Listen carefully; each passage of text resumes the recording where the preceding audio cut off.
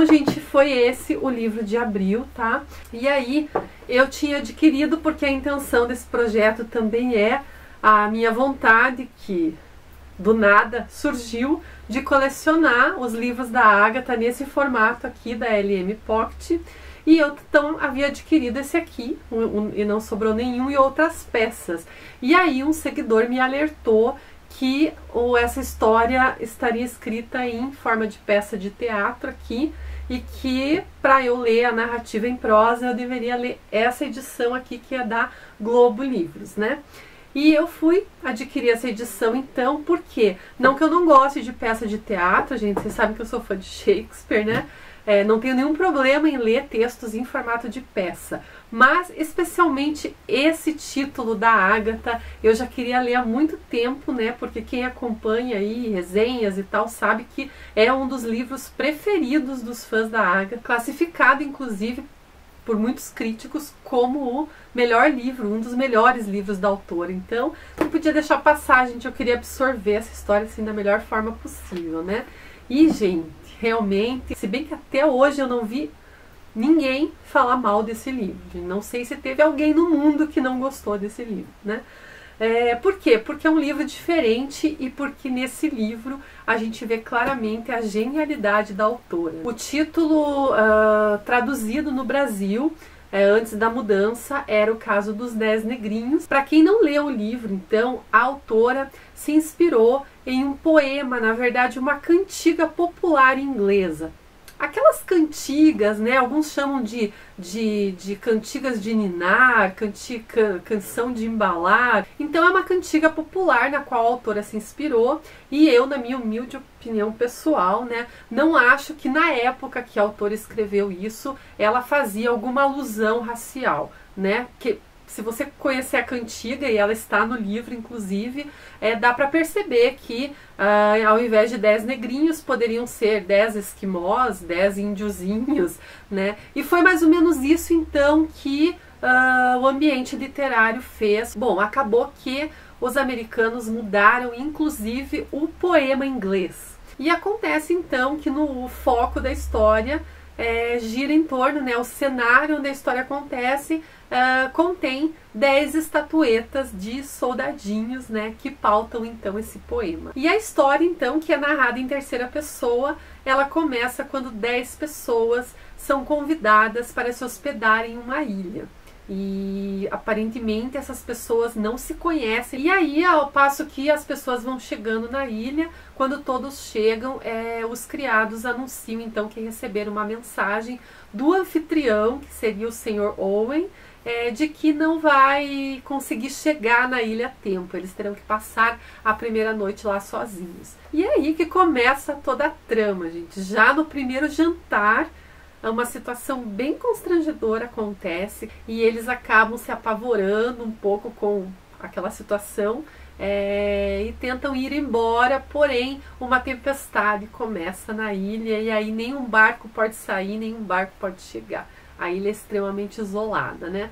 Então é muito legal porque esse ambiente dessa ilha isolada, as pessoas praticamente trancafiadas lá. Esse clima aí já dá um tipo de claustrofobia, assim, no leitor, gente, né? E eu já, tipo assim, me sentia meio que amarrada como as pessoas lá, né? E aí vai começar uma sucessão de fatos e eu vou passar agora aquela animaçãozinha, né, que eu prometi em todos os vídeos, embora eu já tenha falado um pouco da história, mas acho que vale a pena, então, para que eu não corro o risco de dar nenhum spoiler mais.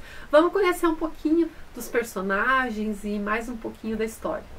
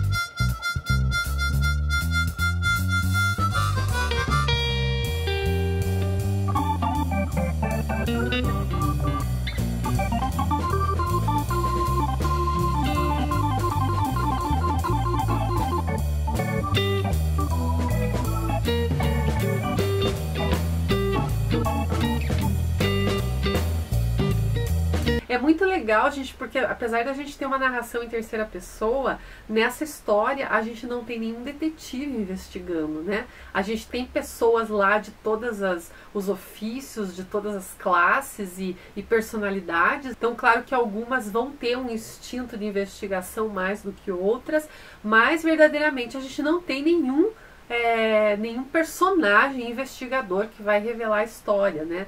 E a gente acaba sendo então o detetive da história, porque a gente vai saber tanto quanto aquele povo todo sabe lá, nada mais do que isso. E aí a gente vai tentando descobrir aos poucos, e é claro que nesse aos poucos, eu, por exemplo, mudei de ideia várias vezes e obviamente errei, mas a gente vai tentando e a Agatha vai devagarzinho nos dando pistas, como se a gente mesmo tivesse que descobrir. Isso leva a uma outra sensação interessante que eu tive na leitura, que é o fato de, como a gente não sabe nada mais do que os personagens sabem lá, a gente acaba durante a leitura desconfiando, assim como uns desconfiam. Eles desconfiam uns dos outros, a gente acaba desconfiando também. Então, às vezes, tem uma fala ali que a gente, sei não. E assim como os personagens, pelo menos eu tive essa impressão, aquela ilha enorme, aquela mansão, ela vai ficando cada vez mais apertada, assim, porque tá todo mundo com medo e as pessoas vão se encolhendo e, obviamente, diminuindo de número, né? E a gente tem essa sensação, assim, sabe, de encolhimento. Uma coisa que eu notei nessa leitura também, gente, é que diferente de alguns livros da Agatha que eu li, na verdade, diferente de muitos livros, ela não são as descrições.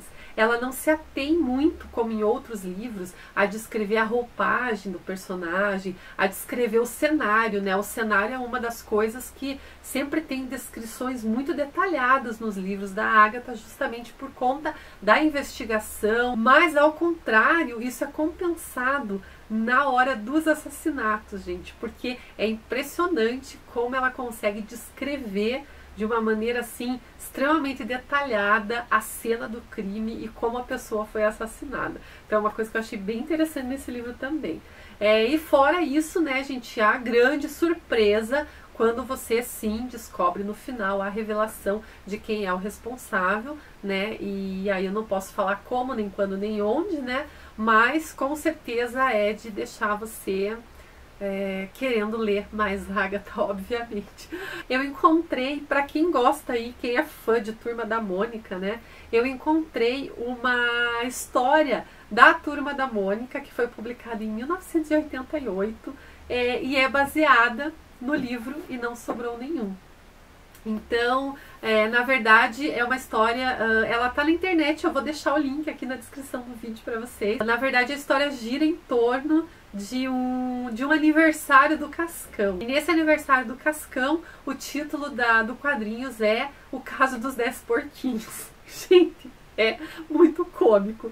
Então eu sugiro, podia até contar a historinha aqui, gente, mas deem uma olhada no link lá. O link é de um blog de arquivos da Turma da Mônica e lá tem um post sobre esse quadrinhos. Eu acho que são umas 3 ou 4 páginas, gente, vale muito a pena, viu? É muito legal. Então assim foi a minha experiência de leitura. A gente começou com essa história tensa aqui e terminou com uma historinha da Turma da Mônica. Então desse mês, a leitura desse mês é esse aqui.